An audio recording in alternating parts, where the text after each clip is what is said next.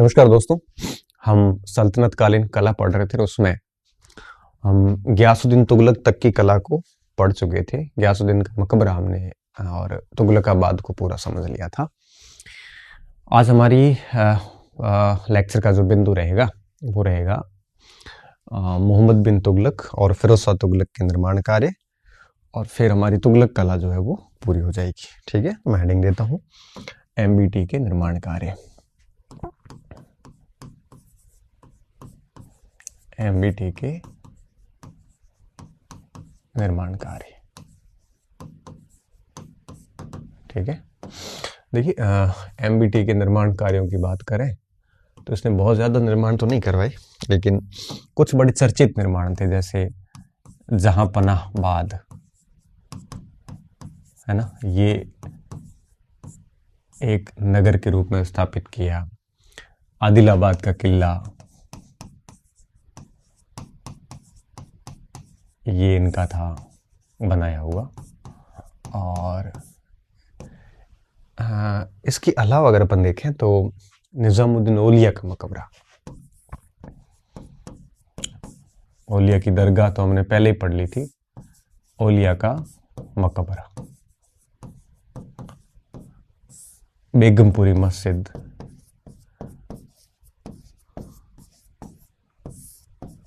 बारह खंबा महल था 3 मंजिला।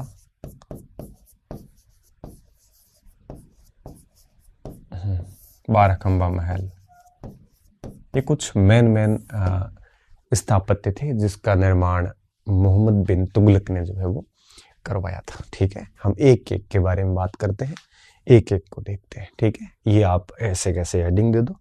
और उसके बाद हम सबसे पहले, जैसा कि आप नाम देख रहे हैं, ये जहांपनाहबाद, इसे हम कह सकते हैं कि ये एक प्रकार से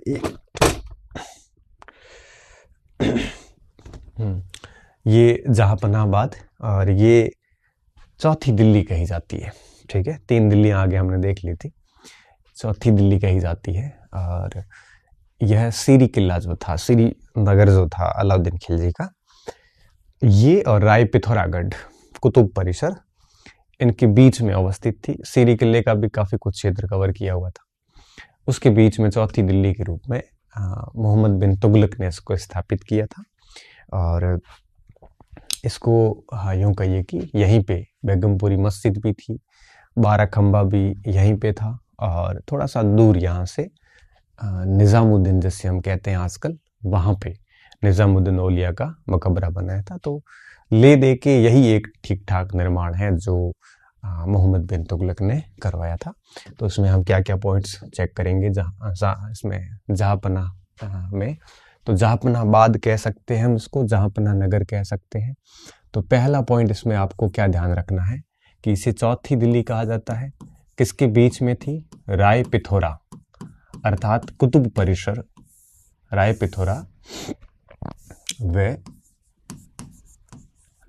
सीरी के मध्य यह नगर MBT द्वारा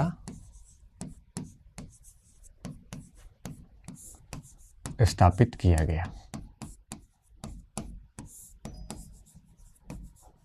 ठीक है, वैसे आप ये मान सकते हो कि ये नगर जो स्थापित किया गया, इस नगर की खास बात क्या थी कि ये तुगलकाबाद के कई सारे जो निर्माण कार्य है वो यूं कहिए कि उसके ऊपर ये किया गया था, पास में ही, कोई बहुत ज़्यादा अंतर नहीं था, स्थापित किया गया। ठीक है, इसे चौथी दिल्ली कहा जाता है। इसे क्या कहा जाता है? चौथी दिल्ली कहा जाता है।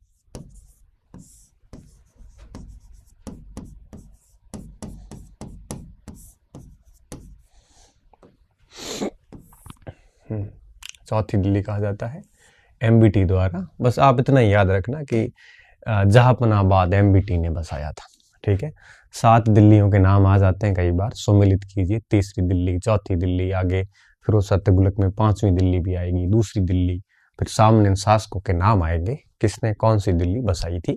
आप इतना ध्यान रख लोगे तो भी हमारा काम हो जाएगा, ठीक है। एक तो बात इसको आपको इसमें ये ध्यान रखनी है। दूसरी बात क्या ध्यान रखनी है कि इस दिल्ली के अंदर कई सारे स्थापत्य हैं, लेकिन वर्तमान में सारे के सारे ध्वंस अवशेष शेष रहे हैं।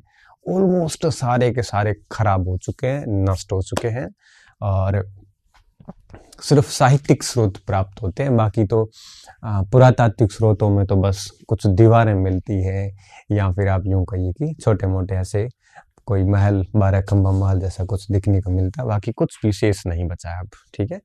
तो हम क्या लिखेंगे कि वर्तमान में इसके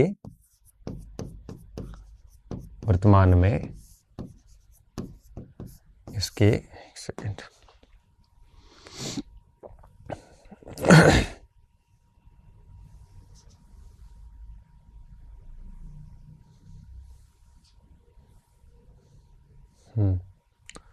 इसके ध्वंस अवशेष शेष बचे हैं।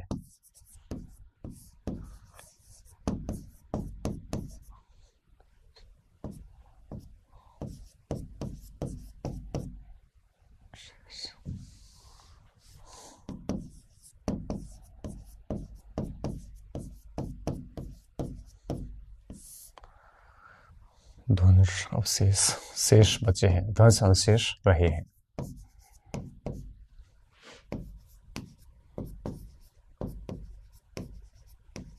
जिनमें से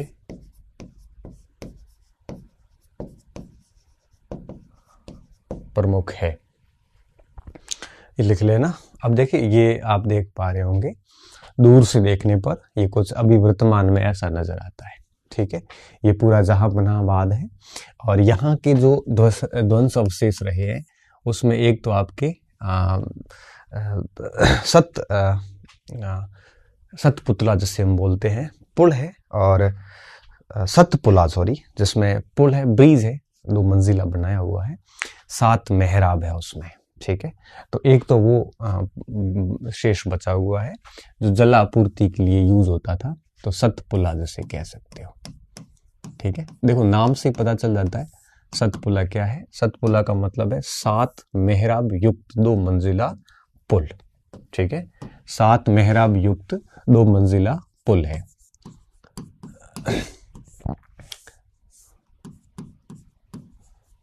सात मेहराब युक्त 2 मंजिला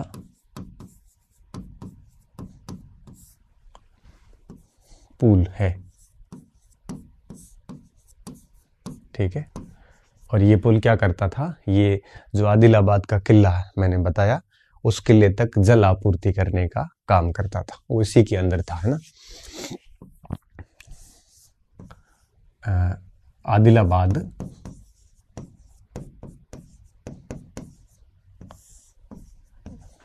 दुर्ग को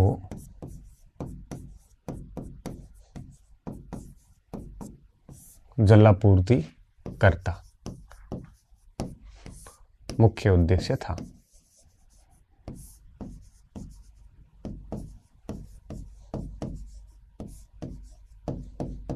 ठीक है, एक सतपुला शेष बचा हुआ है और एक विजयी मंडल बचा हुआ है जो खिलजी काल से चला आ रहा था। इस दुर्ग में भी वो था, इस समय तक था, तो वो वैसे ही अलग से कुछ भी नहीं है क्योंकि वो पहले से ही था। उस समय मैं आपको पहले बता चुका हूँ, विजयी मंडल कह सकते हो, ठीक है, विजयी मंडल, और ये पहले से ही था। तो आप ये मत सोचना कि 2 बार क्यों लिखा, क्योंकि इस समय तक भी यह महल जो है, बिजली महल जिसे आप कह सकते हो, इस समय तक बना हुआ था। तो ये सारी चीजें जो है वो हमें जहांपनाह नगर में प्राप्त होती है। ठीक है, जहांपनाह नगर के बाद में हम देखते हैं ये निजामुद्दीन औलिया का मकबरा। ठीक है, ये फोटो मैंने इसलिए लिया है कि इससे पहले भी अपन ये फोटो ले चुके थे। ये क्या थी, ये निजामुद्दीन औलिया की दरगाह थी जो हमने अलाउद्दीन खिलजी के काल में बनी हुई लिखी, खिजर खान के निर्देशन में बनाई गई थी। ठीक है, इसके ठीक पास में ये निजामुद्दीन औलिया की एक प्रकार से यूं कहिए कि का मकबरा बना हुआ है। हालांकि निजामुद्दीन औलिया खुद इसके खिलाफ थे ओलिया ने कहा था कि मुझे स्वतंत्र भूमि पर मेरा जो है वो अंतिम संस्कार कह सकते हो, दफन मुझे करना है। मेरे शव के ऊपर कोई मकबरा मस्जिद ऐसा नहीं बनाना है, ऐसी उनकी इच्छा थी। परंतु सॉरी, ये जमियत खाना मस्जिद है, वो हमने पढ़ी थी, सॉरी, जमियत खाना मस्जिद के पास में है ये। तो उनकी इच्छा ये थी, लेकिन उनकी मृत्यु के बाद एमबीटी ने उनके शव के ऊपर, कब्र के ऊपर मकबरा बना दिया। और कहते हैं कि एमबीटी की मृत्यु का कारण भी ये मकबरा ही था, क्योंकि निजामुद्दीन औलिया जो है वो एक प्रकार से कहते हैं कि अपने जुबान से कह के गए थे, तो वो कईयों को मार के गए थे। गयासुद्दीन तुगलक को उन्होंने मारा था, हुनूसदुली दुरास्ता दुरास्ता दुरास्ता। मोहम्मद बिन तुगलक को भी ऐसे ही मार दिया। उसको कहा गया था कि भाई मेरा मकबरा वकबरा नहीं होना चाहिए, लेकिन बनाया इसने, तो फिर उसकी मृत्यु भी उसकी कुछ समय बाद ही हो गई थी। अमीर खुसरो मर गया, क्योंकि अमीर खुसरो उसका शिष्य था। अमीर खुसरो कहा भी था कि तू ज्यादा दिन मेरे बाद रहेगा नहीं। तो इस तरह से निजामुद्दीन औलिया की कहते थे कि जीभ फलती थी, जो बोलता था वो एज इट इज होता था, है ना, ऐसी बातें आती है। तो ये मैंने सिर्फ फोटो इसलिए लिया है ताकि आपको पता लगे कि ये जमियत खाना मस्जिद के ठीक पास में है ये, ठीक है। मस्जिद जो है ये आपके खिलजी काल में हमने पढ़ रखी है ऑलरेडी, और ये कुछ इस तरह से दिखती है। अब तो बहुत उसको ठीक कर दिया गया है। ये दूसरा एंगल है। इसमें जो ये सोने की पचिकारी है, ये स्वर्णिम प्लेट जो है, ये सारी सारी प्लेट जो बाद में फिरोज शाह तुगलक ने लगाई थी। और ये जो गुम्बद है इसका ऊपर वाला, ये गुम्बद बाद में बनाया गया था। और ये गुम्बद फरीदुन खान ने 1562 में मुगल काल में बनाया था, ठीक है। ये बेगमपुरी मस्जिद है। हाँ, चलो एक मिनट, कहाँ पे हैं हम, यहाँ पे आ जाते हैं। तो अब मैं दूसरे निर्माण पे आता हूँ, और ये लिखूंगा मैं यहाँ पे निजामुद्दीन औलिया का मकबरा, ठीक है। पहला निर्माण लिखा है हमने जहांपनाह नगर। दूसरा निर्माण लिखेंगे, एक मिनट,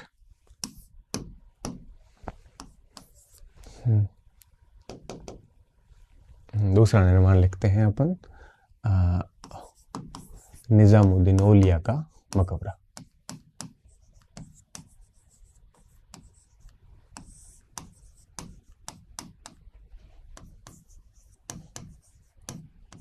औलिया का मकबरा, ठीक है। अब पहली बात, सबसे पहला पॉइंट हम क्या लिखेंगे इसमें, कहाँ पे अवस्थित है। तो हम कहेंगे ये भी दिल्ली में ही है। और आप ये समझिए कि आजकल इस इलाके को निजामुद्दीन कहते हैं ना, तो निजामुद्दीन दिल्ली कह सकते हो। निजामुद्दीन दिल्ली, वहाँ पे रेलवे स्टेशन भी है और यहाँ पे अवस्थित है। और जमियत खाना मस्जिद जो है उसके ठीक पास में ही है ये, है ना। हमने यहाँ लिख लिया, अच्छा ये रह गया, कोई बात नहीं, अपन उसको ऐसे लिख लेते हैं। देखो पहली बात क्या लिखेंगे कि यह कहाँ पे अवस्थित है, निजामुद्दीन के अंदर। वर्ष 1325 में एमबीटी द्वारा इसका निर्माण करवाया गया, ठीक है, इसका निर्माण करवाया गया।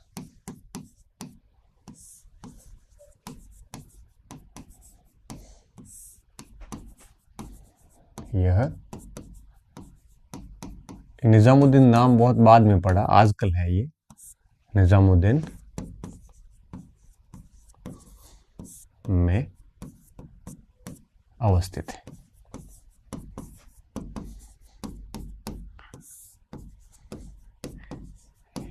यहीं पर कौन सी मस्जिद है, जमियत खान मस्जिद।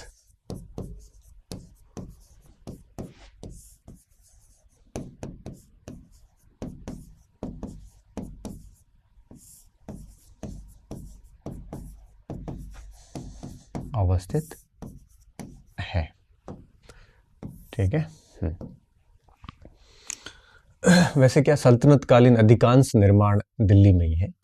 कोई प्रांत के शासकों ने करवाए हैं तो कुछ अलग करवाए, बाकी अधिकांश निर्माण यहीं पे है। ठीक है, पहला पॉइंट तो क्लियर हो गया। दूसरा पॉइंट जो आप नोट कर पा रहे हैं कि इसमें जो पत्थर यूज हुआ है, कोई लाल पत्थर नहीं है, सफेद संगमरमर यूज हुआ है। तो ये पूर्ण रूप से सफेद संगमरमर से बना हुआ है और इसके ऊपर सोने की परत चढ़ाने का जो काम है ये फिरोज शाह तुगलक ने किया था। ये बात आपको दूसरे पॉइंट में याद रखनी है। ठीक है, यह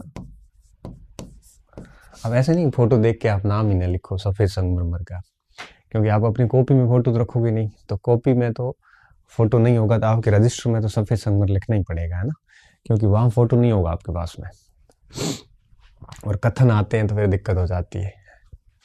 यह सफेद संगमरमर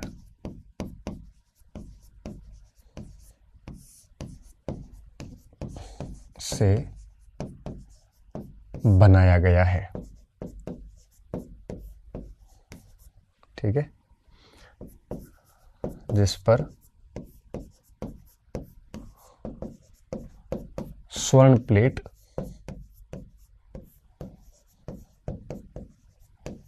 चढ़ाने का कार्य फिरोज शाह तुगलक ने करवाया था, द्वारा करवाया गया था।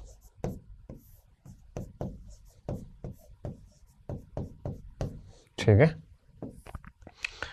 सोने की प्लेट चढ़ाने का काम किसने करवाया था? फिरोज शाह तुगलक ने करवाया था। और अंतिम बात, इसका जो ये गुंबद है ये बाद में बनाया था 1562 के अंदर, मुगल काल में, अकबर के काल में फरीदुन खान ने इसके गुंबद का निर्माण करवाया था। ये इसका तीसरा पॉइंट है जो ध्यान रखना है हमें।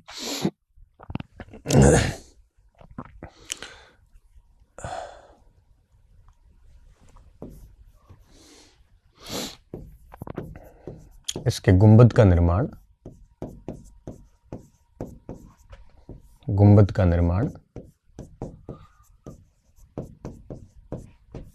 1562 में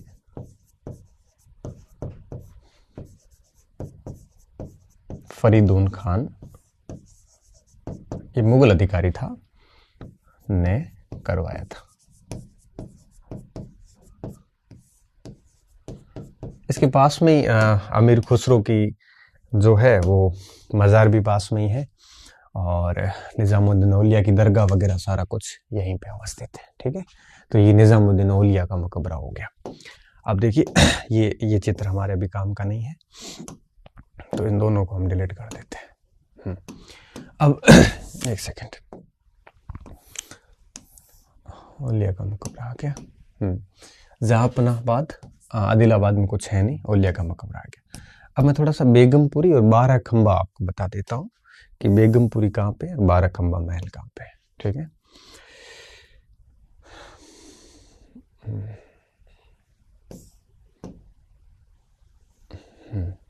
ये है आपकी बेगमपुरी की मस्जिद है जो इसी जहांपनाहबाद के पास में ही है।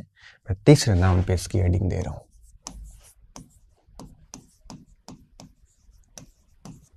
बेगमपुरी मस्जिद। ठीक है, बेगमपुरी मस्जिद, बस इतना ध्यान रखना कि इसका निर्माण एमबीटी ने करवाया था। अब पहली बात इसमें तो ये ध्यान रखनी है कि ये जहांपनाह नगर में अवस्थित है। थोड़ा सा धुंधली पड़ गई, आजकल पुराना फोटो आ गया मेरे पास, बाकी ये भी सफेद संगमरमर से बनी थी। ठीक है, तो पहला पॉइंट क्या ध्यान रखोगे कि एमबीटी द्वारा निर्मित। वैसे एमबीटी में पढ़ रहे हैं तो दिक्कत नहीं है वैसे। दूसरी बात, सफेद संगमरमर का यूज हुआ है।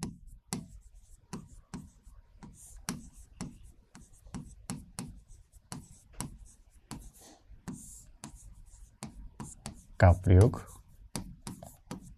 और तीसरी बात, जहांपनाह नगर में अवस्थित है।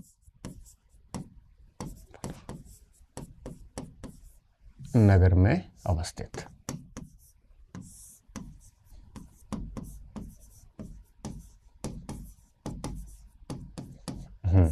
ठीक है, ये तीन बातें ध्यान रखना, बाकी ज्यादा कुछ नहीं है। अब देखिए अब हम आगे देखते हैं थोड़ा सा बाराखंबा। ठीक है, ये बाराखंबा मॉन्यूमेंट्स हैं और यहाँ पे देख पा रहे होंगे ये जो है 3 मंजिला माना जाता है। ठीक है, हो सकता है कुछ ऊपर से अपने को ठीक से नहीं दिख रहा हो। धर्मनिरपेक्ष इमारत मानी जाती है क्योंकि इस पे कोई भी धार्मिक चित्रण वगैरह नहीं हुआ है। तो बाराखंबा ये हमारे चौथा पॉइंट आ जाएगा इसमें। ठीक है, बाराखंबा स्मारक।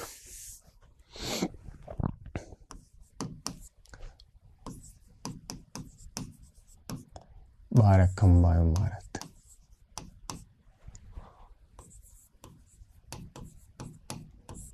कई बार फोटो भी सही नहीं आ पाते क्योंकि व्यक्तिगत रूप से हमारे भी देखे हुए नहीं है और गूगल से कई बार एक ही नाम से कई स्मारक होते हैं तो वो ठीक से कई बार नज़र भी नहीं आते। तो ज़्यादा लोड नहीं लेना इसको। बाराखंबा इमारत के बारे में क्या कहा जाता है, ये माना जाता है कि यह जो है किसी सामंत का निवास था उस समय दिल्ली में और एमबीटी के समय किसी हिंदू सामंत के रहने के लिए स्थान था। तो निश्चित तौर पे यह जो है यूं कहिए कि इस पे किसी भी प्रकार का धार्मिक प्रभाव नहीं था, इसलिए इसको धर्मनिरपेक्ष इमारत माना जाता है।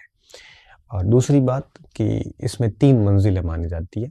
जो सबसे ऊपर की मंजिल थी, ये मुझे लगता है फोटो ही गलत आया है, सबसे ऊपर की जो मंजिल थी वो आपके यूं कहिए कि सुरक्षा के दृष्टिकोण से थी और गुप्त रूप से, ताकि ऊपर से सारे कुछ दृश्य देखे जा सके। सेकंड फ्लोर पे सब लोग रहते थे, उस टाइप से 3 मंजिला भवन था ये। तो लिख लेते हैं और ये फोटो मेरे हिसाब से गलत है ये। ठीक है, क्योंकि ये फोटो इनकी विशेषताओं के आसपास बैठ नहीं रहा है। एक सामंत का निवास स्थान था।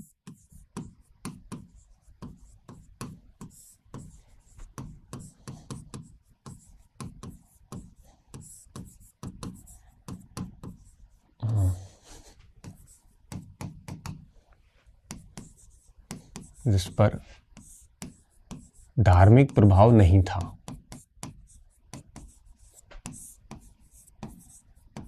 धार्मिक प्रभाव नहीं था, इस कारण इसे धर्मनिरपेक्ष भवन माना जाता है।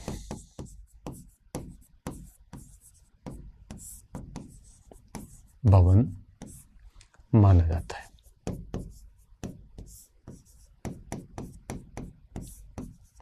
पहली बात। दूसरी बात, 3 मंजिला भवन था।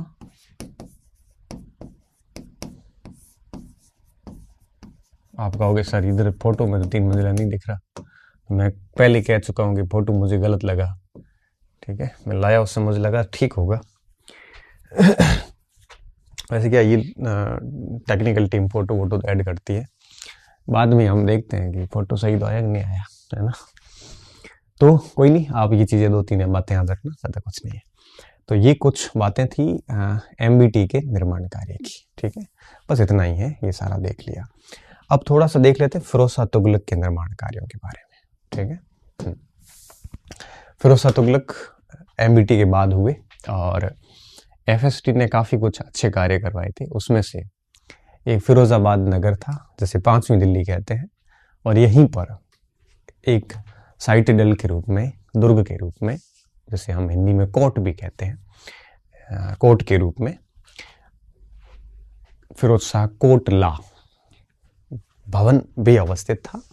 और यहाँ पर और भी कई सारी छोटी मोटी इमारतें थी। ये फिरोजाबाद का एक पैनोरमा व्यू है जिसमें ये सारी इमारतें नज़र में आ रही है। ये जो आप देख रहे हैं, ये हम आपको याद हो तो हम ये मौर्य काल में पढ़ चुके हैं। मौर्य कला में जब हमने पढ़ा था कि अशोक के स्तंभ जो थे, है ना, वो 2 स्तंभ जो है वो दिल्ली लाया था। तो एक वो अशोक का स्तंभ ये आपको दिख रहा होगा, है ना। ये बात हम पहले भी मौर्य काल में पढ़ चुके हैं। उसके अलावा फिरोज शाह तुगलक के काल की, ये फिरोज शाह की जो है वो मकबरा है खुद का। इसके काल के 3 बड़े अहम मकबरे थे। एक वो मकबरा, एक शेख कबीरुद्दीन औलिया का मकबरा। ठीक है, ये भी सूफी संत थे। और इसे लाल गुंबद भी आप कह सकते हो। और इसके अलावा खान जहां तेलंगाना का मकबरा, ये भारत का पहला मकबरा है जो अष्टकोणीय था। पहला कोण, दूसरा कोण, तीसरा कोण, ऐसे 8 कोण हो जाते हैं। अष्टकोणीय मकबरा था। तो इसके काल के 3 मेन मकबरे बने और अधिकांश बाकी सारी क्या बनी थी, मस्जिदें बनी थी। खिड़की वो भी जैना शाह के द्वारा अधिकांश मस्जिदें बनाई गई थी। तो फिरोज शाह तुगलक के काल में यहाँ तो बहुत सारे नगर स्थापित हुए जो हम पहले से ही जन कल्याणकारी कार्यों में FST में पढ़ चुके हैं। इसके अलावा फिरोज शाह तुगलक के काल के अंदर मकबरे बने जो हम पढ़ेंगे। 3 मेन मकबरे थे, एक कबीरुद्दीन औलिया का, एक खुद का मकबरा, और तीसरा जो मकबरा था वो था आपके खान जहां तेलंगाना का मकबरा। खान जहां तेलंगाना इसके वजीर हुआ करते थे और उसके बेटे खान जहां जैना शाह जूनियर जिसे आप कह सकते हो, उसने इनको बनाया था खान जहां तेलंगाना के मकबरे को। तो 3 मकबरे थे और कई सारी मस्जिदें थी, जैसे हौज खास में मस्जिद बनाई थी। इसके अलावा हम देखते हैं कि खिड़की की मस्जिद थी और इसके अलावा आपके बहुत सारी और भी मस्जिदें थी, छोटी मोटी मस्जिदें। तो फिरोज शाह कोटला की खुद की मस्जिद थी। ऐसी कई सारी मस्जिदें इस समय बनी थी। फिरोज शाह के काल में मंगोल आक्रमण का खतरा ऑलमोस्ट खत्म हो चुका था, तो फ्री काफ़ी टाइम मिल गया था। दूसरा, बाग बहुत लगाए थे, इनकम बढ़ गई थी, काफ़ी उदार शासक भी था, तो राज्य बड़ा शांतिपूर्वक तरीके से चला था। और जब राज्य शांतिपूर्वक तरीके से चलता है तो जन कल्याण और निर्माण याद आते हैं। इस वजह से हम मानते हैं कि फिरोज शाह तुगलक ने काफ़ी निर्माण करवाए थे। तो तुगलक कला का एक दूसरा काल माना जाता है। पहले काल में मोहम्मद बिन तुगलक और गियासुद्दीन तुगलक को रखते हैं और दूसरे काल में हम फिरोज शाह तुगलक को रखते हैं जिसने काफ़ी मात्रा में निर्माण करवाए थे, है ना। तो फिरोज शाह तुगलक खुद बड़ा प्रेमी था, निर्माण का प्रेमी था। और वुल्जेग हेग ने तो इसकी तुलना जो है वो रोमन शासक ऑगस्टस से कर डाली थी। फिरोज खुद कहता है कि इमारतों के प्रति मेरी रुचि जो है वो अल्लाह द्वारा दी गई है। और सिमसिसराज अफीफ ने भी इसकी इमारतों की बड़ी सूची दे रखी है। और भी बहुत सारे इतिहासकार, आर्किटेक्ट, जो आर्कियोलॉजिस्ट हैं, वो सारा फिरोज शाह तुगलक के बारे में बहुत कुछ कहते हैं। तो फिरोज शाह तुगलक का काल जो है वो काफ़ी चर्चित रहा है निर्माण के उद्देश्य से, दृष्टिकोण से। ठीक, तो वो थोड़ा सा अपन देख लेते हैं अभी।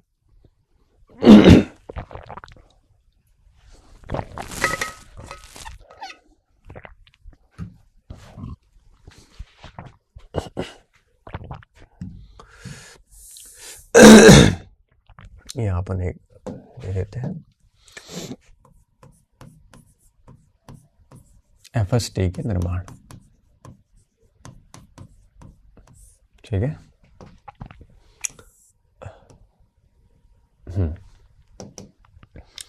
अब हम FST की अगर बात करें तो थोड़ा सा परिचय कर लेते हैं और फिर निर्माण लिखते हैं।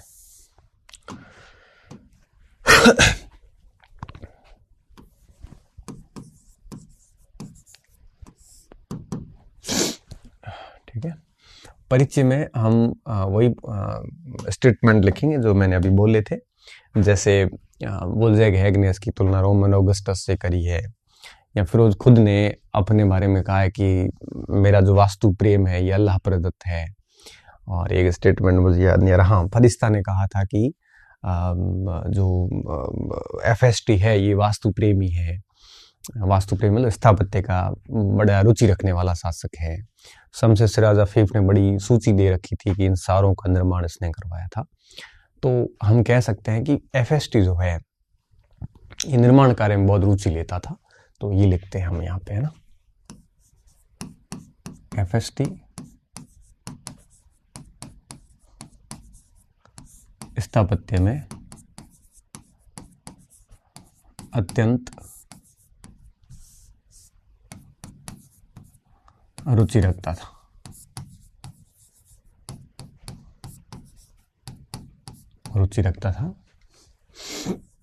वुल्जेग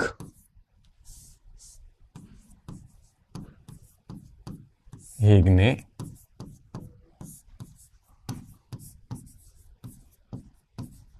इसकी तुलना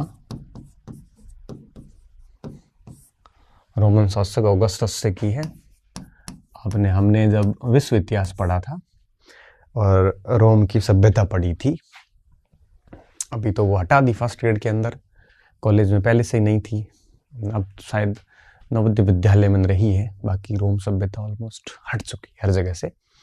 तो उस समय हमने ऑगस्टस के बारे में बहुत कुछ पढ़ा था। इसकी तुलना रोमन शासक ऑगस्टस से की है।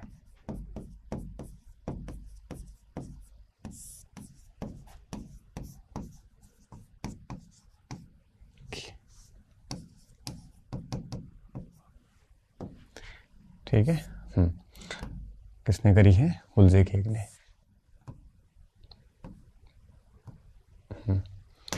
देखिए दूसरा पॉइंट कि शम्स सिराज अफीफ ने इसके निर्माण कार्यों की पूरी सूची दे रखी है।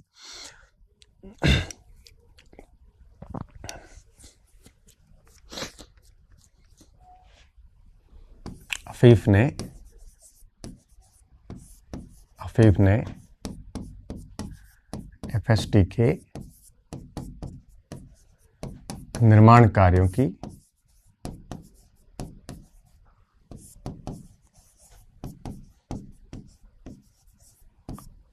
सूची दे रखी है। ठीक है। और फरिश्ता जो है वो इसको वास्तु प्रेमी बताता है।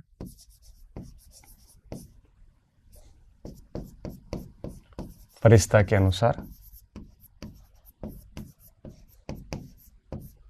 एफएसटी वास्तु प्रेमी था।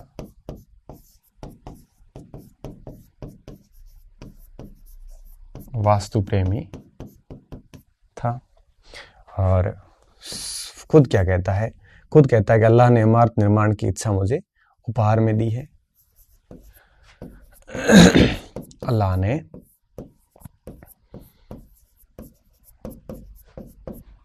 इमारत निर्माण की इच्छा मुझे उपहार स्वरूप दी है। मुझे उपहार स्वरूप दी है। कौन कहता है? फिरोज तुगलक स्वयं कहता है। ठीक है। तो कुछ बातें थी जो आपको देखनी है, बाकी विशेषताएं वही सेम रहेगी जो तुगलक कालीन वास्तु की विशेषताएं थी जो हम ऑलरेडी पढ़ चुके हैं। ठीक है। अब इसके प्रमुख निर्माण कौन कौन से हैं उस पर बात करेंगे। सबसे पहले फिरोजाबाद की बात करेंगे। ठीक है। फिरोजाबाद, ये फोटो आप देख पा रहे होंगे, मैं हेडिंग दे देता हूं। पहले नंबर पे फिरोजाबाद।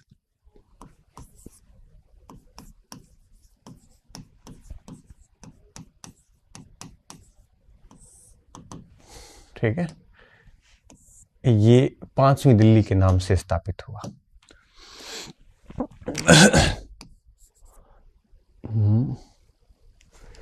सीरी व हौज खास के मध्य,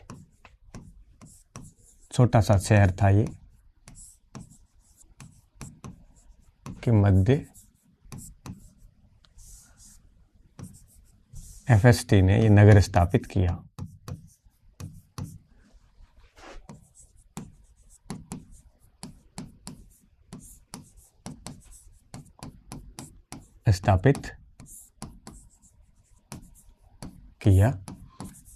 इसे 5वीं दिल्ली कहा जाता है।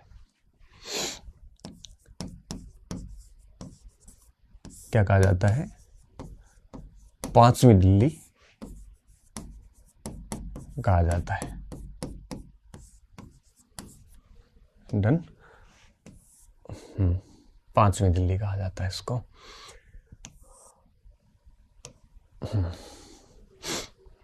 और यहीं पर फिरोजा कोटला जो है वो बनाया गया है। ठीक है। यहाँ पे 9 राजमहल बताए जाते हैं, 3 मस्जिदें हैं। लिख लेता हूं मैं। यहाँ पर 9 मस्जिदें, सॉरी,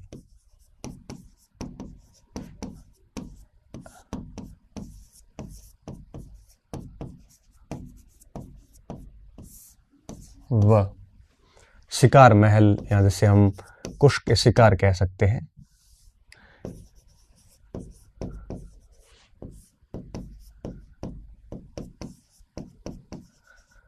जो कि 2 मंजिला है।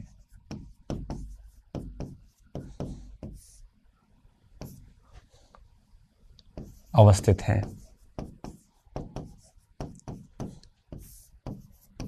ठीक है, अशोक के स्तंभ यहीं पे इसने रखे थे। और लिख लेते हैं, यमुना नदी के किनारे पर है।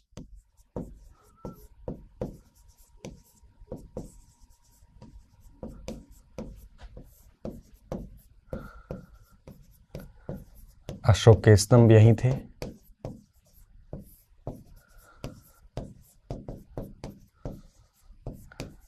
कौन से स्तंभ थे, क्या थे, अब मैं वो कुछ भी यहाँ नहीं बताऊंगा। ठीक है, ये आप खुद रजिस्टर घुमा के देख लेना। और आखिरी बात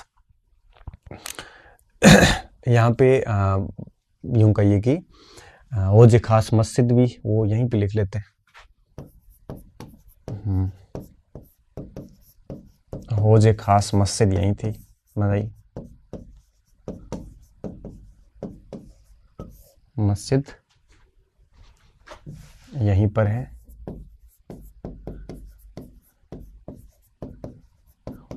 किसने बनाई थी? FST द्वारा, जो कि 2 मंजिला है। ये भी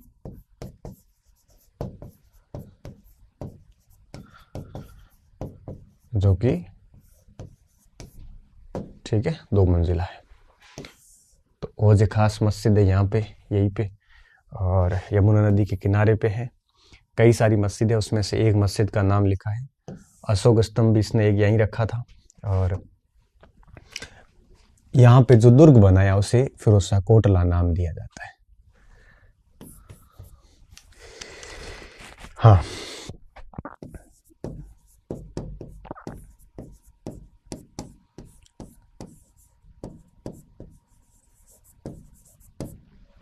दुर्ग बनाया जिसे फिरोज शाह कोटला कहा जाता है। आजकल ये आपको अच्छे से पता है कि खेल का मैदान है फिरोज शाह कोटला। कभी दिल्ली विल्ली जाओ ना तो घूम के आया करो, ये सारी चीजें लिस्ट बनाओ। और अगर आप इतिहास की प्रेमी हैं तो फिर इतिहास की प्रेमी है तो आप डेफिनेटली दिल्ली जाओ तो सारी हमने जो पढ़ी है लिस्ट बनाना, और लिस्ट बनाने के बाद 2-4 दिन रह के सारी चीज़ें देख के आना लिस्ट के अनुसार। बाकी आपने संस्कृति पढ़ ली है, फोटो खींच लेना, एक PDF बना लेना, और फिर PDF को प्रिंट करवा लेना, और फिर जब भी दिल्ली जाओ सारे देख के आ जाना एक बार। तो क्या है, अच्छा लगेगा, क्योंकि हम इतिहास के लोग हैं ना, तो हम प्रेम इतिहास से ही करते हैं।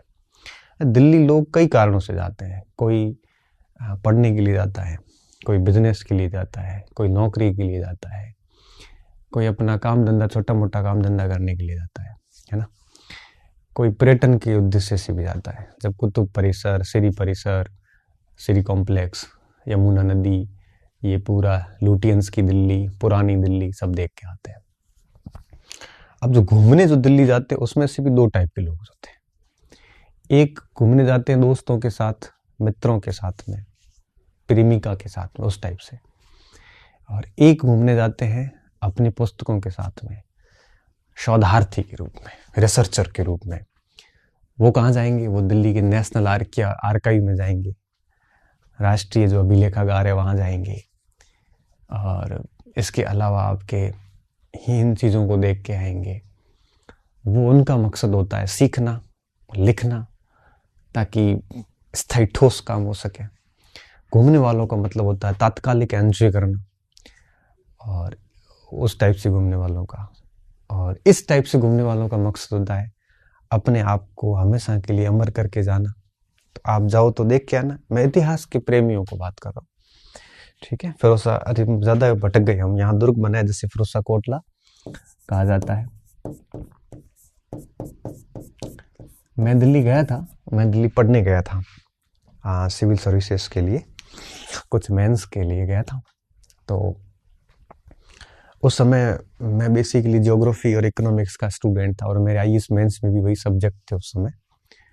तो IAS में पहले 2 सब्जेक्ट हुआ करते थे, बाद में एक सब्जेक्ट हो गया। तो मैं 2 सब्जेक्ट के लास्ट साल था, शायद 11 था या 12 था, मैं वो कैंडिडेट हूँ, यूपीएससी का वो एस्पिरेंट्स हूँ जो 2 सब्जेक्ट की लास्ट जो एग्ज़ाम थी वो मैंने दी थी। फिर मैं उसमें आ गया, एक सब्जेक्ट रखना होता था। तो मैं बेसिकली ज्योग्राफी इकोनॉमिक्स का स्टूडेंट था। फिर इतिहास मेरी मजबूरी थी, क्या कारण रहे कभी बताएंगे। फिर हिस्ट्री लिया था।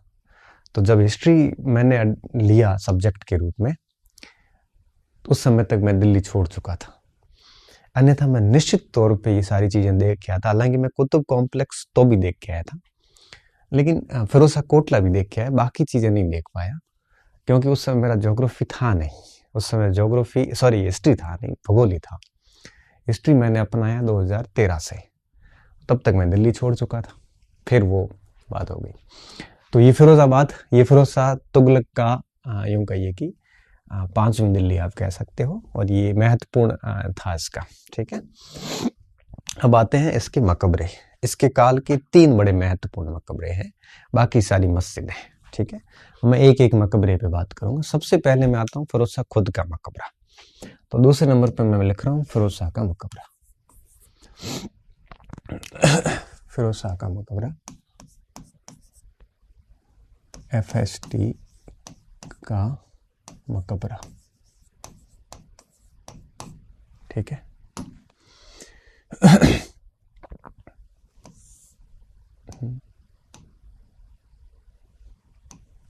ठीक है। अब आप एक मिनट, कुछ चीज़ें आप इसमें ऑलरेडी देख चुके हैं।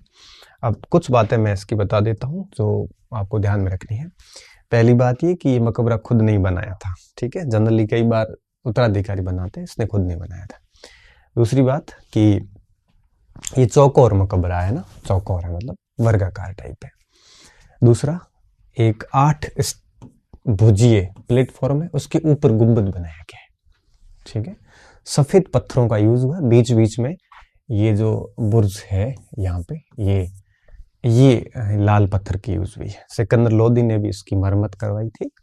और यूं कहिए कि तो अष्टभुजीय आपके क्षेत्र भी हो गया, वर्गाकार भी हो गया, और गुंबद बाद में उसी समय बनाई थी, बाद में मरम्मत करवाई गई सिकंदर लोदी के द्वारा।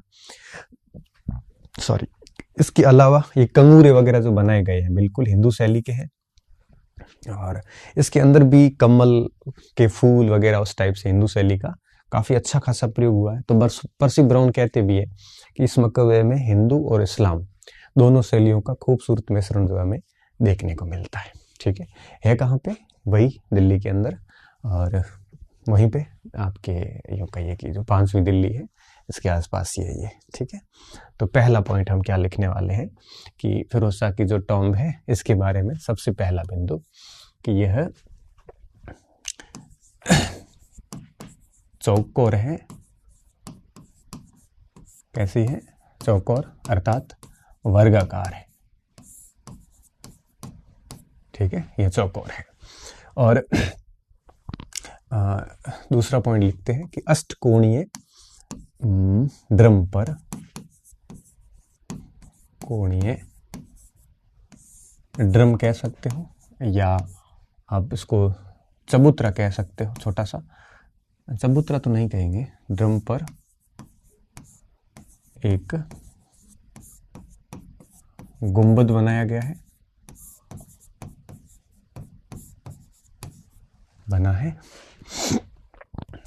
गुंबद बना है। और ठीक है, दूसरी बात। तीसरी बात, सफेद संगमरमर का यूज हुआ है, सफेद पत्थर का प्रयोग हुआ है।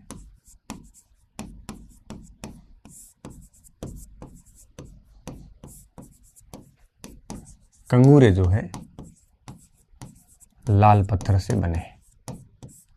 ठीक है, आप देख पा रहे होंगे पत्थर से बने हैं। ठीक है, फूल पत्तियों की सजावट है, पत्तियों की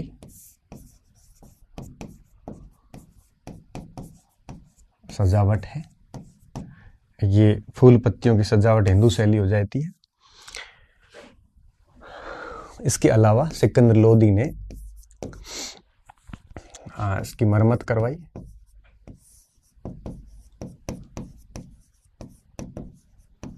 कई बार क्या होता है कि कुछ विशेषताएं हम हालांकि पूरी लिखते हैं, जैसे ये पत्थर का कटहल बना हुआ है, ठीक है, इसके ठीक सामने।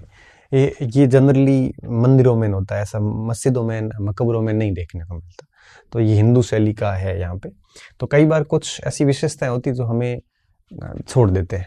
आपको अगर ऐसी चित्र देख के कोई विशेषता लग जाती है तो आप खुद लिख लिया करो।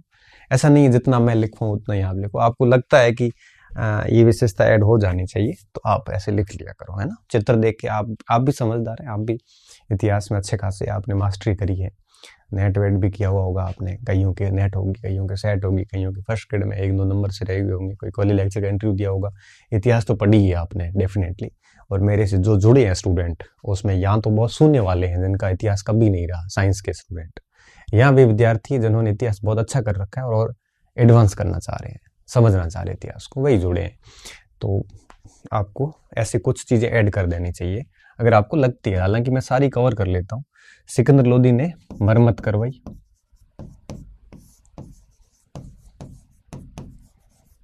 थी, ठीक है। और मस्जिद के सामने पत्थर का कटहल बना हुआ है। ये मस्जिद क्या, सॉरी, मकबरा, मकबरे के सामने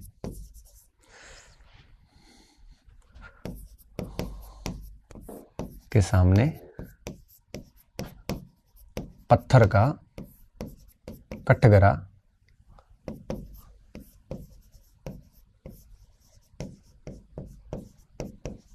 बना हुआ है। कटघरे में खड़ा होता ना आदमी, वो जो कि हिंदू शैली का प्रतीक है, हिंदू शैली का उदाहरण है।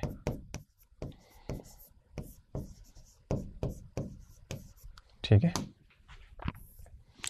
तो इस आधार पे पर्सी ब्राउन इसको क्या कहते हैं, पर्सी ब्राउन क्या कहते हैं कि यह जो है ये हिंदू और इस्लाम की शैली का पूर्ण विकास है। यह हिंदू व इस्लाम शैली का पूर्ण विकास, शैली का पूर्ण विकास है।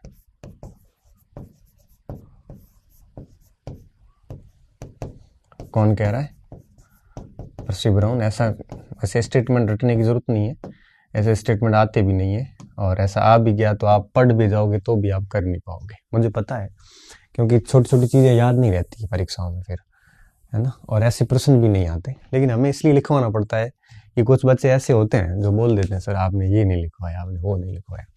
अब इसमें अधिकतम क्या सवाल बनता है कि फिरोज शाह तुगलक का मकबरा कहाँ पे, जो हमने इसमें लिखा ही नहीं। ठीक है, तो आपको टेंशन नहीं लेनी, कहाँ पे है, दिल्ली में ही है। ठीक है, निजामुद्दीन के पास में है, तो ज़्यादा टेंशन नहीं लेनी। एक यही पूछते हैं, इससे ज़्यादा अगर फिर टफ पूछते हैं ना तो फिर इसमें से कोई एक आधी विशेषता पूछ लेते हैं, बाकी जनरली नहीं पूछते, इतना डेप्थ में नहीं पूछते, क्योंकि आखिर इतना बड़ा सिलेबस है तो एक एक।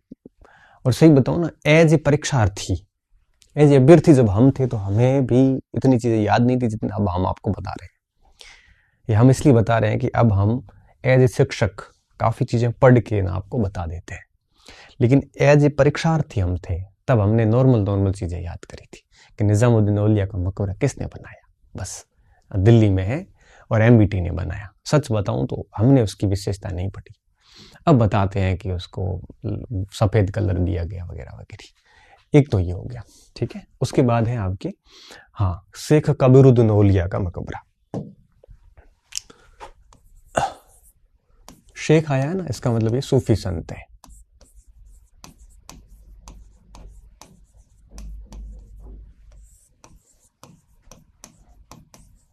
औलिया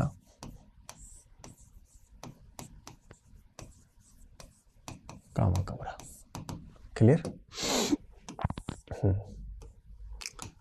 ये देखो, आप पूर्ण रूप से लाल पत्थरों से बना हुआ, इसलिए इसको लाल गुंबद भी कहा जाता है। ठीक है, आप देखिए इसका पहला पॉइंट,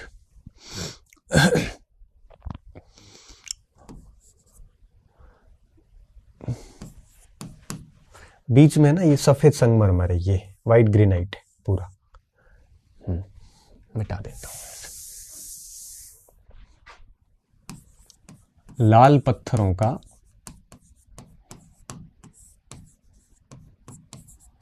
बना होने के कारण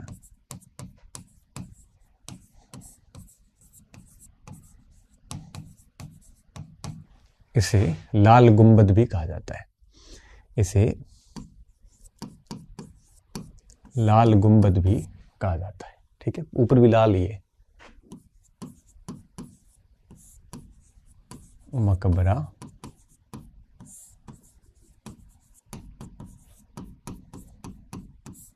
आपको मकबरा और मस्जिद में अंतर तो समझ जाना, मैं आपको फिर बता देता हूँ। देखो, मकबरा वो होता है जिसमें किसी सूफी संत या किसी शासक की कब्र होती है, शव होता है। ठीक है ना। हिंदू धर्म में समाधि स्थल बोलते हैं, और ईसाई धर्म में क्या बोलते हैं, ग्रेवयार्ड में क्या बोलते हैं, मुझे एग्जैक्टली नाम याद नहीं आ रहा है। ठीक है, इस्लाम में इसको कब्र कहते हैं, जहाँ शव को दफनाया जाता है। कब्र के ऊपर जो स्ट्रक्चर खड़ा किया जाता है उसे हम मकबरा कहते हैं, और बौद्धों में स्तूप होता है वो, है ना, उसे मकबरा कहते हैं। मकबरे को इंग्लिश में टॉम्ब कहते हैं। तो ये जितने भी है सारे मकबरे, इसमें किसी न किसी की लाश रखी हुई है, शव रखी हुई है, सॉरी। और मस्जिद जो है वो उनका पूजा स्थल है। ठीक है, जहाँ नमाज अदा करते थे। जैसे हिंदुओं में, जैसे हमारे हिंदुओं में मंदिर होते हैं, उसी तरह से ईसाइयों में चर्च होते हैं, उसी तरह से इस्लाम में मस्जिद होती है। ठीक है, और मदरसा जो है वो शिक्षा का केंद्र होता है। जैसे हिंदुओं में गुरुकुल होते थे, ईसाइयों में स्कूल सिस्टम होता था, और इस्लाम में मकतब और मदरसे होते थे। मकतब 5वीं तक की शिक्षा देते थे, मदरसे अपर एजुकेशन देते थे। ठीक है, तो मदरसा हो गया, मकतब हो गया, मस्जिद हो गया, मकबरा हो गया, और बचा क्या, दरगाह। दरगाह होती है सूफी संतों का स्थान। ठीक है, तो जो सूफी संत हैं उनकी दरगाह होती है, और दरगाहों पर कोई भी जा सकता है, हर धर्म के लोग। मस्जिद में सिर्फ इस्लाम के लोग ही जाते हैं, है ना। तो एक तो बात ये हो गई। दूसरी बात, इसको तुगलक काल में बनाया जरूर था, लेकिन ये बाद में बना है ना। ये फिरोज शाह तुगलक ने नहीं बनाया था, ये गियासुद्दीन तुगलक शाह ने बनाया था 1397 के आसपास। तो सर यहाँ क्यों लिखवाया? यहाँ इसलिए लिखवाया कि फोटो इसी क्रम में मिला मुझे। ठीक है, नासिरुद्दीन मोहम्मद तुगलक शाह द्वारा बनाया गया था।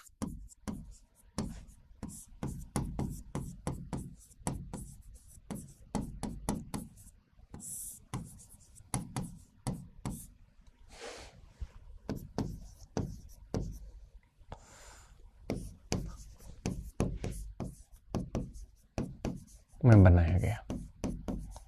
ठीक है, बस।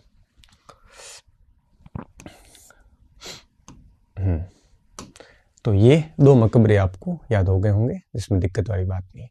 अब तीसरा सबसे अहम मकबरा जो है वो हम देखेंगे, खान जहां तेलंगाना का मकबरा। ठीक है,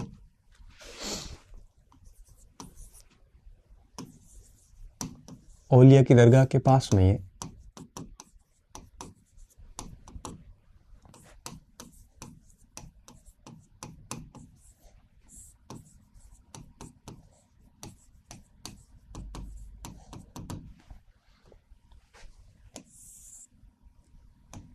ठीक है। हाँ, अब देखिए ये है कहाँ पे, तो आपको कंफ्यूजन वाली बात नहीं है। निजामुद्दीन औलिया की जो दरगाह है उसके ठीक पास में। ठीक है, और वहां पर खान जहां तेलंगानी कौन था? फिरोज शाह तुगलक का वजीर था। इसकी मृत्यु के बाद में इसके बेटे ने, जिसका नाम था खान जहां जैना शाह, उसने इसका निर्माण करवाया था। ठीक है, एक बात तो ये। दूसरी बात, अष्टभुजीय है, सफेद संगमरमर से पूरा बना हुआ है, और अष्टभुजीय भारत का पहला उसको उदाहरण है वो माना जाता है। ठीक है, तो पहला बिंदु क्या लिखेंगे हम इसमें कि औलिया की दरगाह के दक्षिण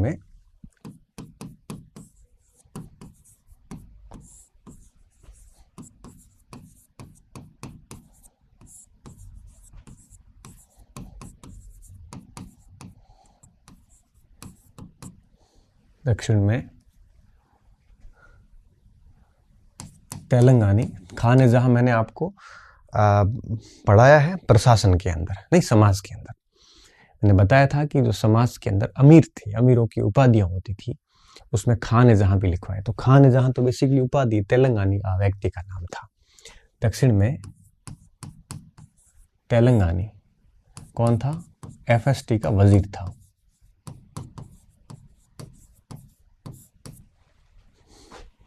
तेलंगानी के पुत्र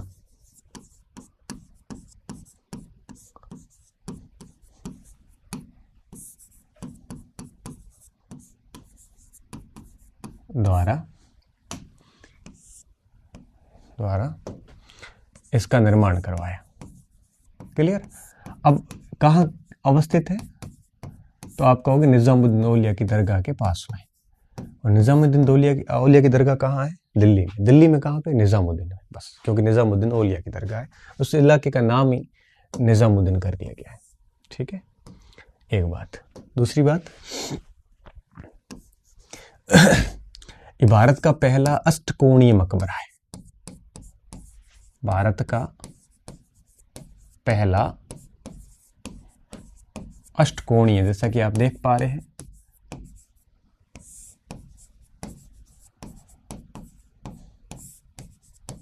ठीक है, बाद में तो खूब बने, लेकिन ये पहला है। देखो, एक कोण, दूसरा कोण, तीसरा कोण, ऐसे कैसे 6 और हो जाएंगे, आगे 5 और हो जाएंगे। पहला अष्टकोणीय मकबरा है।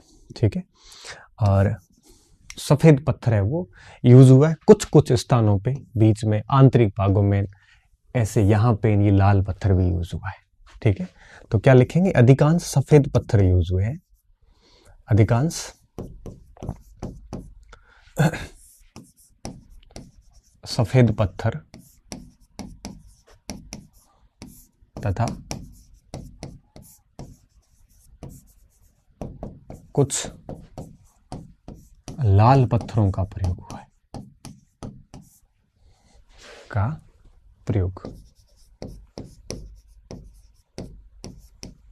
ठीक है, हाँ। अब देखिए, ये तो हो गया। अब ये सारी चीजें ऐसी मैंने लिखवाई है जो आप चित्र में देख पा रहे होंगे। ठीक है, लाल पत्थर, सफेद पत्थर, और ये सारी चीजें आपने देख लिया, अष्टकोणीय। अब कुछ चीजें और भी हैं जो आप नहीं देख पा रहे, मैं अभी दिखाना चाहूंगा। अब देखिए, ये जो इसके छत है ना, ये देखो ऐसे छत के ढले हुए छत है। ठीक है, तो ढालू छज्जे आप कह सकते हो, ढालू छज्जे हैं। एक तो बात ये। दूसरी बात, ढालू छज्जों के साथ साथ में आप देख रहे होंगे चारों तरफ गार्डन भी है।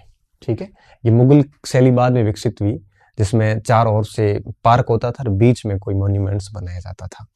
और ढलवा दीवारें, देखो आप, नी परवण विधि पूरी यूज हो रखी है। ढलवा दीवारें और ढालू छज्जा, और साथ साथ में बाहर है वो चारों तरफ, क्या कह सकते हो आप इसको, पार्क बने हुए है, और मतलब बगीचा बना हुआ है। और ये तीनों बातें लिख लेते हैं हम इसमें। चारों ओर बरामदा भी है। देखो, इसके पूरे चारों ओर बरामदा भी बना हुआ है। चारों ओर बरामदा,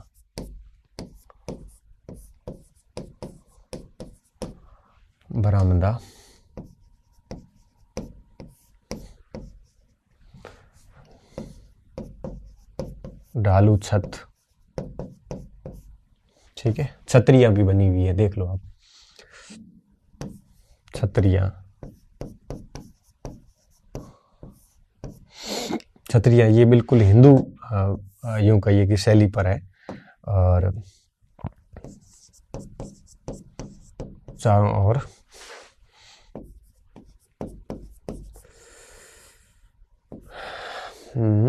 बाघ, इसकी प्रमुख विशेषता है। इसकी प्रमुख विशेषताएं हैं। ठीक है, थोड़ा सा इनको ध्यान रखना। और अंतिम बात हम लिखते हैं, मार्शल क्या कहते हैं इसको? डम ऑफ रॉक, जैसे यरूशलेम की जो उमर की मस्जिद है, जैसे चट्टान का मकबरा कहते हैं, उससे इसकी तुलना की है।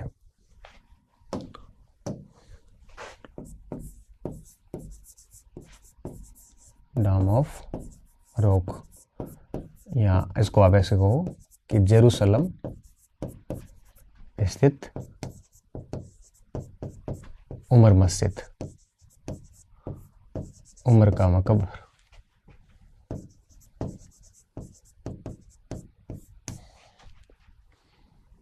से साम्यता किसने बिठाई है?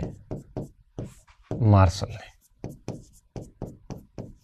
ठीक है, ये बहुत महत्वपूर्ण है। अभी तक जितने मकबरे पढ़े हैं ना, ओलिया का मकबरा और खान जहाँ तेलंगानी का मकबरा, आज की क्लास की बात कर रहा हूँ, ये दोनों बहुत महत्वपूर्ण है। ठीक है, इनका पूछते हैं, आप इनका ध्यान रखना। ये मकबरे हो गए पूरे। ठीक है, अच्छा ये 4 नंबर पे आएगा, सॉरी। अब मैं कुछ मस्जिदें बता देता हूं, इस काल की प्रमुख मस्जिदें। हेडिंग दे रहा हूं, आप इसको लिख लो। 5 नंबर पे इस काल की प्रमुख मस्जिदें।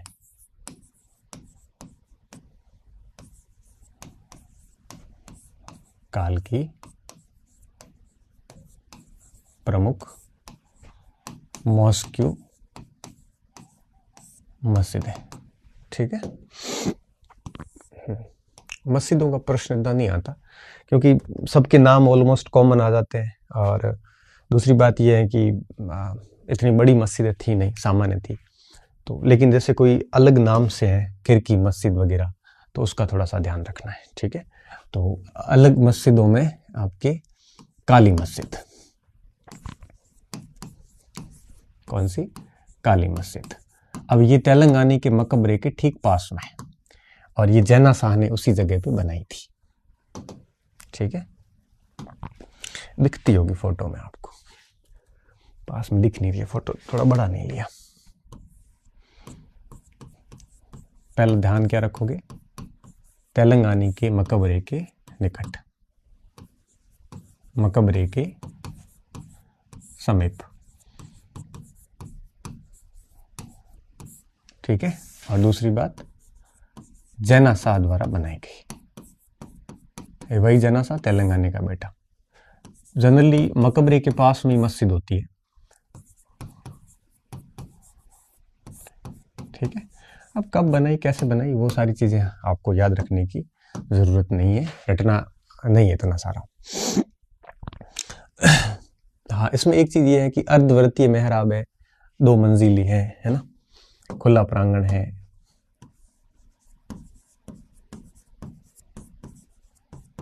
अर्धवृत्तीय मेहराब,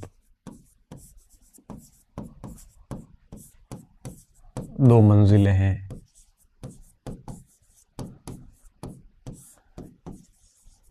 खुला प्रांगण नहीं है बल्कि क्रॉस में है। क्रॉस मतलब आप ये कह सकते हो जैसे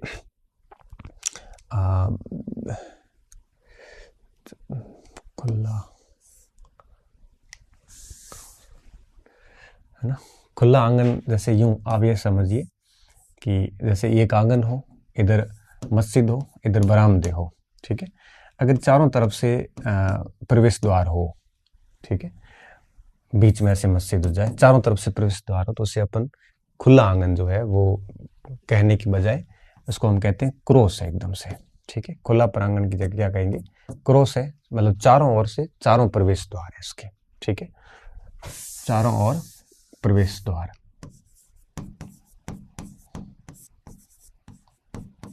और प्रवेश द्वार बिल्कुल क्रॉस करते हुए। ठीक है, बस इतनी सी बातें आपको इसमें ध्यान रखनी है, चारों ओर 4 प्रवेश द्वार वगैरह करी बस। खिरकी मस्जिद, काली मस्जिद के बाद में दूसरे नंबर पे लिखते हैं खिरकी मस्जिद। ये भी जैना शाह ने बनाई थी। खिरकी बोलते हैं, आर लिखते हैं तो कई बार ड़ भी हो जाता है, तो खिड़की भी बोलते हैं। ठीक है, ये भी किसने बनाई है? जैना शाह ने बनाई है। ठीक है, अब खिड़की मस्जिद की बात करें तो ये जहांपनाह नगर के पास में बनाई गई है, इसको यहां लिख लेते हैं।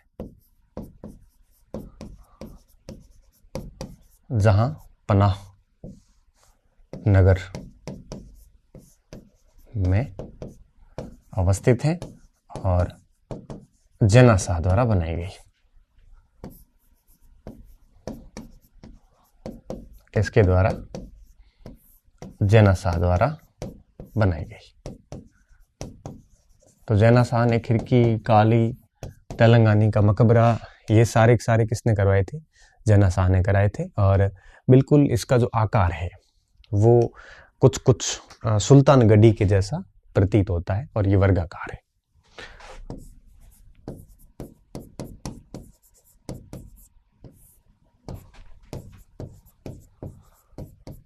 सुल्तानगढ़ी मैंने इल्तुतमिश में आपको पढ़ाया है, से साम्यता रखता है।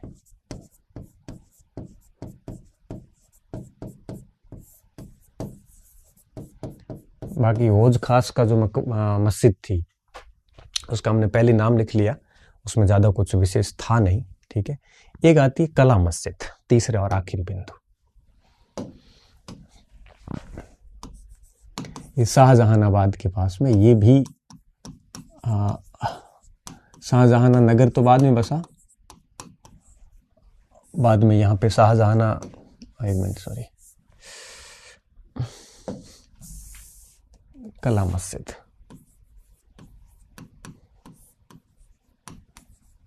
शाहजहानाबाद जो है उसके पास में है, बट बनाई किसने? ये भी जेनाशाह ने बनाई थी।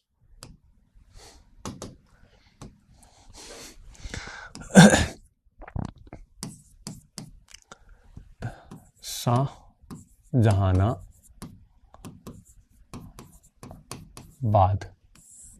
के तुर्कमान द्वार के निकट अवस्थित है। पहली बात किसने बनाई? जेनाशाह ने। जेनाशाह समय पर मर जाता ना तो ये सारा हमें आज पढ़ना नहीं पड़ता, जेनाशाह द्वारा बनाई गई। क्लियर? और इसमें कुछ ज़्यादा है नहीं, याद माथा बूढ़ी करनी नहीं है बहुत ज़्यादा कि ये भी याद रख लो, ये भी याद रख लो, बस इतनी मस्जिदें याद कर लेना, इतना खूब है, ठीक है। तो ये 3 मस्जिदें हो गई और 3 मकबरे हो गए, बस ये एमबीटी के और इन दोनों के कार्य यहीं पे पूरे हो जाते हैं। नेक्स्ट जो क्लास होगी वो हम सैयद और लोदी वंश के स्थापत्य पे बात करेंगे, ठीक है। बहुत बहुत धन्यवाद विद्यार्थियों, अच्छे रहिए, मस्त रहिए और पढ़ते रहिए।